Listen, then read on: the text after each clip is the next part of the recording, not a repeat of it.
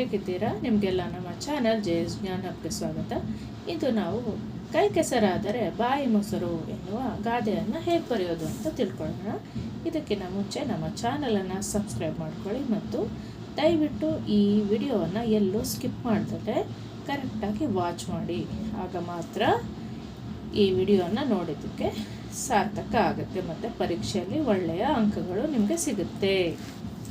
ಗಾದೆಗಳು ವೇದಗಳಿಗೆ ಸಮಾನ.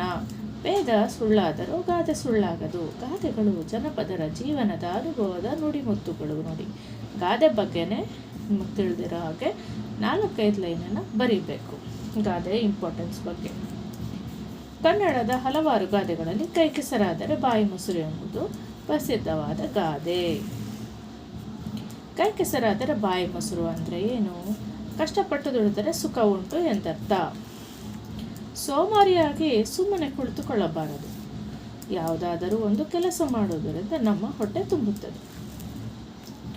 ಕೆಲಸ ಮಾಡದಿದ್ದರೆ ಹಣ ಸಂಪಾದನೆಯಾಗುವುದಿಲ್ಲ. ಸಂಪಾದನೆ ಮಾಡದಿದ್ದರೆ ಹೊಟ್ಟೆ ತುಂಬುವುದಿಲ್ಲ. ಜೀವನ ಸುಖವಾಗಿ ಸಾಗಬೇಕಾದರೆ ಕೈ ಕೆಸರಾಗಲೇಬೇಕು. ಅಂದರೆ ನಾವು ಒಳ್ಳೆಯ ರಿಸಲ್ಟ್ ಬೇಕಂದರೆ ಹಾರ್ಡ್ ವರ್ಕ್ ಮಾಡಲೇಬೇಕು. ಕೈ ತುಂಬ ಸಂಪಾದನೆ ಆದಾಗ ನಮ್ಮ ಒಳ್ಳೆಯ ನಮಗೆ ಏನೇನು ಸಿಗುತ್ತೆ? ಕೈ ತುಂಬ ಸಂಪಾದನೆ ಆದರೆ ಒಳ್ಳೆಯ ಆಹಾರ ಮತ್ತು ಉತ್ತಮವಾದ ಜೀವನ ಸಿಗುತ್ತೆ ಅಲ್ವಾ? ಕಷ್ಟಪಟ್ಟು ದುಡಿದರೆ ನಾವು ಸುಖಕರವಾದ ಜೀವನವನ್ನು ನಡೆಸಬಹುದು. ಈ ಮಾತು ವಿದ್ಯಾರ್ಥಿಗಳಿಗೂ ಅನ್ವಯಿಸುತ್ತದೆ. ಕಷ್ಟಪಟ್ಟು ಹಗಲು ರಾತ್ರಿ ಲೆಕ್ಕಿಸದೆ ಓದಿದರೆ ಮುಂದೆ ಒಳ್ಳೆಯ ಜೀವನ ಲಭಿಸುವುದು ಎಂಬುದು ಈ ಗಾದೆಯ ನೀತಿಯಾಗಿದೆ. ಮಕ್ಕಳೇ, ಕೈ ಕೆಸರಾದರೆ ಬಾಯಿ ಮೊಸರು ಎನ್ನುವ ಗಾದೆ ಹೇಗೆ ಬರೆಯೋದು ಅಂತ ತಿಳ್ಕೊಂಡ್ರೆ ಅಲ್ವಾ?